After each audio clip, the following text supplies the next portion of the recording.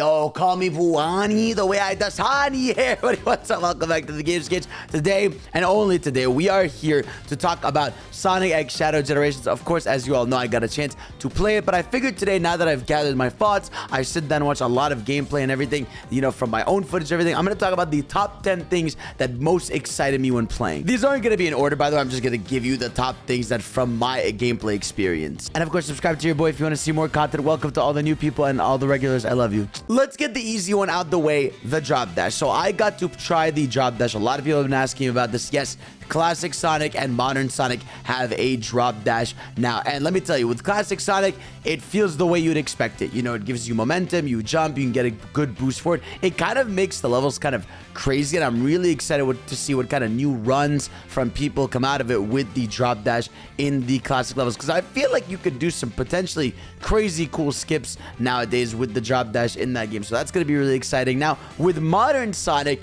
is where it gets really weird, right? Where I'm like, it's cool that it's here, but I don't see myself ever using it, because you sort of have to jump and then you have to hold X, but that sort of air boosts you into the drop dash. Like I said, unless I have no boost or like I have nothing to do in the spot I'm in, I don't feel like I'm gonna use it. But again, maybe I'm wrong. Someone's gonna find a good use for it. Now let's jump right into the shadow side. The first thing I want to talk about, the most exciting thing for me, are the victory animations. That's right, victory animations are back for beating a level. And what's cool is, yes, Shadow will have different, you know, reactions or different movements depending on your rank. And so far, they are so fucking sick. They range, you know, from him doing a flip, you know, they range from him grabbing, you know, the level thing that he gets at the end and holding it towards you. If you get to C rank, he looks at the score like in discontent. It's so cool seeing the different animations for Shadow having there, especially coming after Frontiers, where they just straight up remove that. But the one thing we haven't seen are the D rank animations, and I'm so curious to see like what's he gonna do. Is he gonna fucking just pull up the gun and be like, hey, do better? The next exciting thing that I noticed from my playtime are that the levels are sort of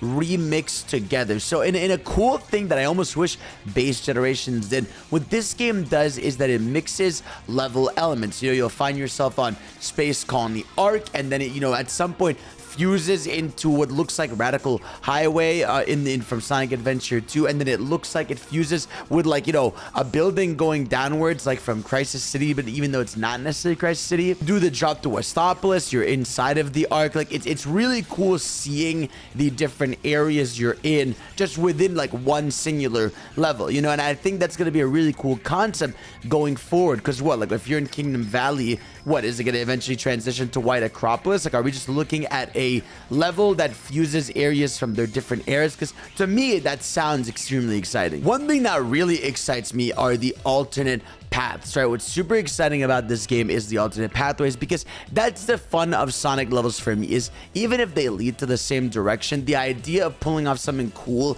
and going to a different direction is exciting to me. It's fun to me, right? Right from the beginning of the level, you can jump up to a higher grind rail. There's parts where you can, you know, jump onto a wall on the side going all the way up instead of going from the bottom path. There's a whole open zone area. Well, not open zone, sorry, like little open area on a bottom path inside the arc that you can go down to with multiple paths, or you could skip that path entirely by going to a different path when you're within the arc. So it's really exciting to me seeing the different paths and alt paths you could take. I got to shave down the level to what, like 4.5 minutes when it's about a 6-minute long level. So I was really happy about that. I can't wait to see what crazy shit people do. And speaking of alt pathways, I cannot talk about alt paths without talking about Chaos Control. So I got to talk about, you know, try out Chaos Control, which is Shadow's gimmick, which we didn't even know about until playing this demo. And this was really cool to me. So the idea behind Chaos Control is, instead of like in Shadow where you just fly through the level, which would not be fun now, it sort of just slows down time. And at first I was really confused. I'm like, what does this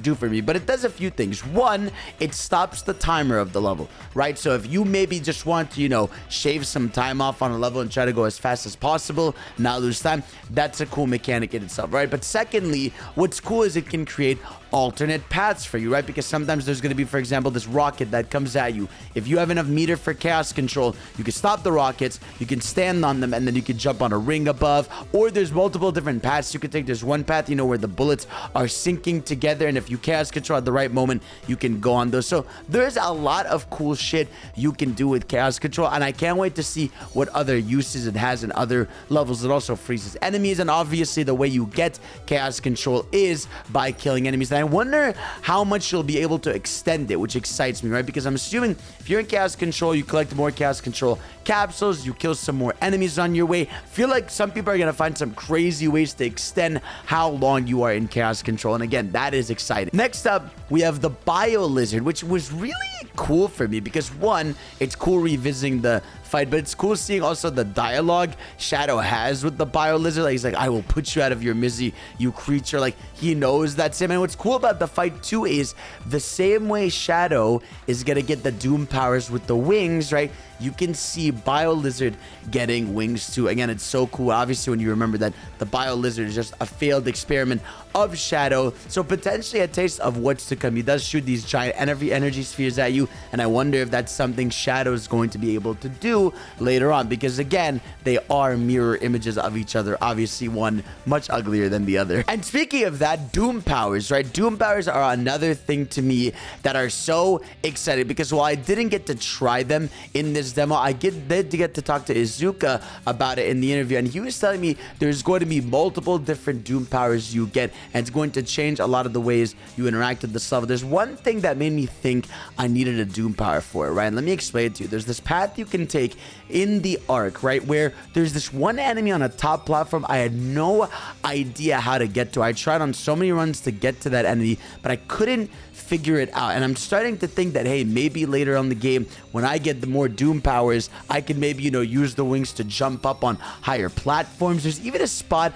in the trailer that I spotted where there was an upward trail of rings that I don't know how you would go fly up. So I'm feeling that maybe the Doom powers are going to be able to get, you know, maybe upward momentum in certain levels, skip some paths. Like, I feel like there's some crazy shit you might be able to do with that. Now let's talk about seamless transitions. This is one of my favorite things about this demo, and the thing that stood out to me so much, the seamless transitions. You guys have all seen the clips, but there are moments in this level that feel so cinematic. You know, you're beating up this giant, you know, tower or bullet or whatever, and then Shadow like rolls that back into gameplay, right? Or that segment, you know, where Shadow's falling down the sky, the camera pans and you're falling down the sky and you're playing it, right? Or even Black Doom chasing you around the level. Just the way everything transitions from cutscene to gameplay felt almost like an Uncharted game, right? Especially that last segment where the tower is falling down. That felt like Uncharted to me, and it was really, really fucking cool to see. And I can't wait to see